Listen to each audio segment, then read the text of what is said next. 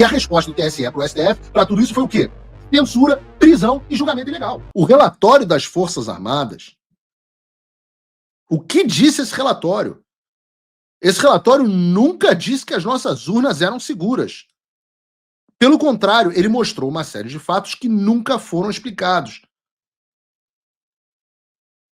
E às vezes eu fico... Parece até que a defesa das pessoas esqueceram que isso existiu. Eu aguardo a minha citação aqui nos Estados Unidos porque eu quero dizer essas coisas na minha defesa. Eu quero relembrar os fatos para vocês, pelo amor de Deus.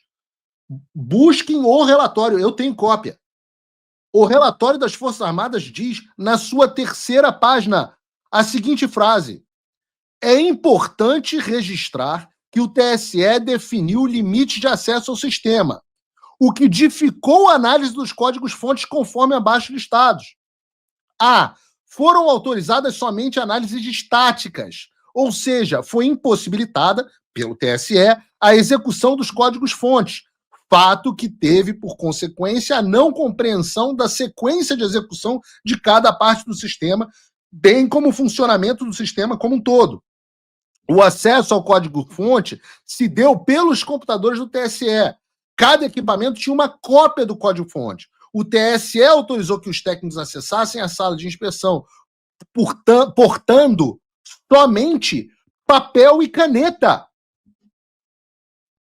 Das milhões de linhas lá, sei lá quantas linhas do código-fonte, as pessoas não tiveram acesso às sequências, não tiveram acesso ao código, puderam olhar no computador do TSE com papel e caneta. É isso que diz o item A do relatório das Forças Armadas, que o Alexandre, na cabeça dele, nem na cabeça dele, porque ele sabe que isso é uma mentira, diz que apontou que não houve fraude. O que diz o item B? Não foi autorizado o acesso ao sistema de controle de versões do SEV, o que inviabilizou a comparação das versões compiladas com a versão fiscalizada e também impossibilitou a aferição da correspondência entre os códigos-fontes. Isto quer dizer que não há certeza de que o código presente nas urnas é exatamente o que foi verificado. Os caras falam, olha, me mostraram um código-fonte que eu pude olhar com papel e caneta. Eu não tenho certeza que esse código é o código real. Item C.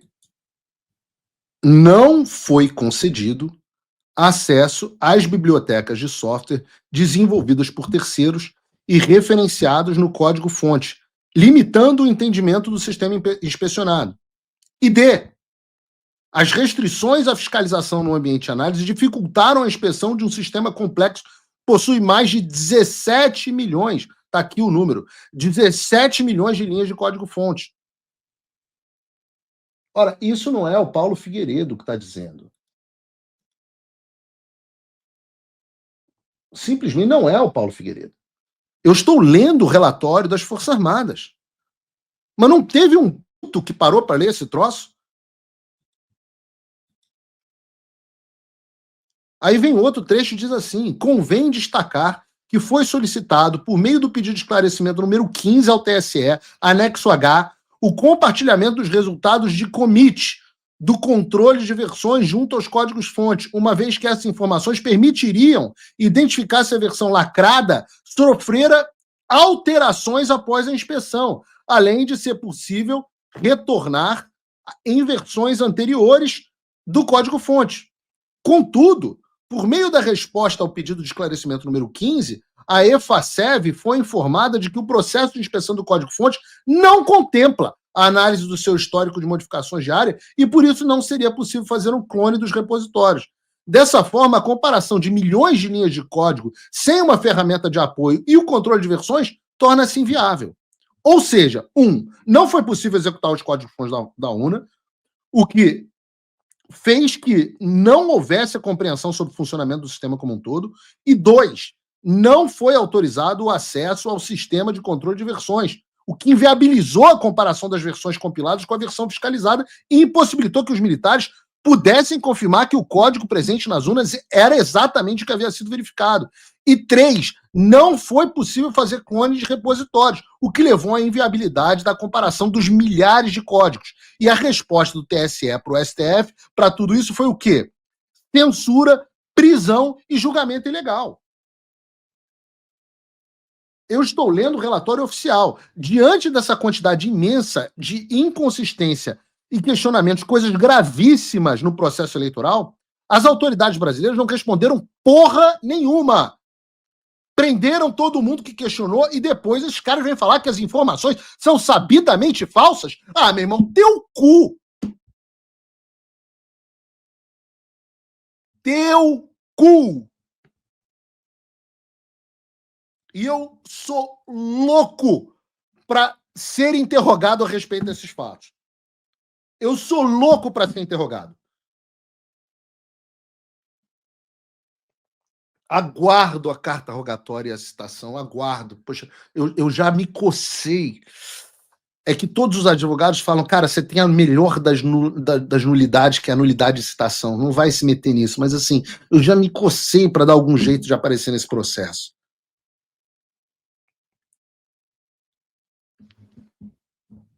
Porque imagina ter o privilégio de ler o relatório. Eu, se fosse presidente Bolsonaro, tinha feito isso com Alexandre de Moraes. Tinha lido o relatório, está aqui. Não, é por isso que eu não confio no sistema eleitoral, por causa desse relatório aqui. É verdade?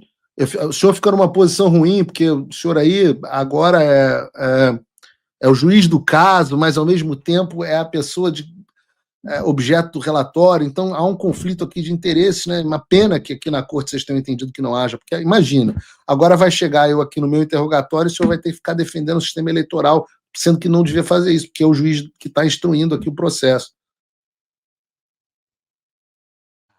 Que satisfação, que prazer. Mamilos entumecidos de pensar nisso. Mas não parou. Depois disso, teve uma carta do Ministério da Defesa. Eu tenho o histórico de tudo isso. Eu estava todos os dias no ar. Eu vivi isso. Então eu lembro o que aconteceu. Ninguém me contou. Eu contava para as pessoas o que estava acontecendo. Então teve uma carta do Ministério da Defesa pedindo providências urgentes ao Alexandre e afirmando que esse relatório, diferentemente do que o Alexandre estava anunciando, não tinha dito que não tinham sido encontrados fraudes. Muito pelo contrário. O relatório, como nós vimos, encontrou vulnerabilidades e apontou que os militares sequer haviam conseguido fazer o trabalho direito por conta das limitações impostas pelo TSE.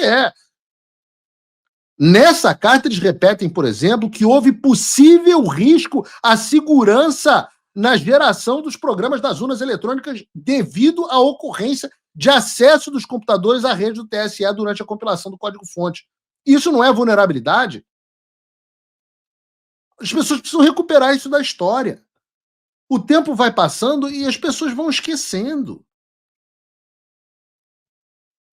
Ora, eu trouxe ontem aqui, no Paulo Figueiredo Show, a explicação do que é guerra de quinta geração, de como a China tentou, segundo o FBI, e conseguiu interferir nas eleições americanas de 2020, de como isso é uma prática de nações hostis, de como a China e a Rússia e o Irã, por exemplo, têm interesse nos resultados das eleições do Brasil, e como é papel das Forças Armadas garantir a defesa da pátria, inclusive contra esse tipo de ataque. E o que eu estou dizendo aqui, recuperei o relatório, para dizer a vocês, as Forças Armadas prevaricaram das suas missões constitucionais, segundo eles próprios, porque eles não conseguiram verificar a segurança do nosso sistema eleitoral, que é uma atribuição constitucional deles.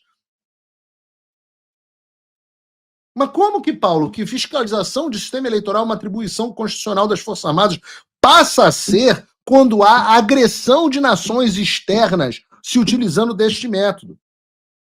Algo que hoje já é sabido.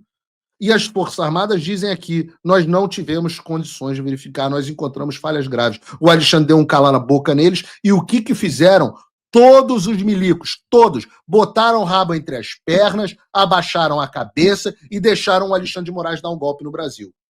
Isso não tem nada a ver com intervenção militar, isso não tem nada a ver com o artigo 142 de poder moderador, não tem absolutamente nada a ver com isso. Tem a ver com os militares sendo impedidos de cumprir o seu papel. Culpa de quem? Culpa dos militares, culpa do Ministério da Defesa e culpa também do comandante em chefe das Forças Armadas naquele momento, presidente da República Jair Bolsonaro, que buscou uma alternativa dentro das 4 linhas para resolver esse problema e não encontrou. Talvez pelo estado de saúde em que se encontrava e psicológico, mas não encontrou. O Trump voltou. Isso já deve ter tirado um peso das suas costas. Mas e o Brasil? O nosso país continua atolado e achar que só a vitória do Trump vai resolver tudo é ilusão. Nada vai mudar sozinho. E pode ter certeza de uma coisa: ficar xingando muito nas redes sociais não vai fazer diferença nenhuma. Você vai continuar esperando alguém fazer alguma coisa por você? Um político? Um salvador da pátria? Esquece. Se ninguém tomar uma atitude, nada acontece. Eu estou fazendo a minha parte. Eu parei a minha vida por isso. Mas, se você quer saber como pode ajudar sem precisar largar tudo, a resposta é simples: apoiando quem está na linha de frente. Sem esse apoio, sem essa linha de suprimento, esse trabalho morre. Sem estrutura, ninguém avança. Então acessa www.paulofigueiredoshow.com/apoie e com $5 por mês você pode fazer parte disso. Se puder mais, eu recomendo, seja um patrono Gold e participe ativamente no grupo que me ajuda a pautar esse debate. O que vai definir o futuro é quem faz e não quem reclama. A escolha é sua.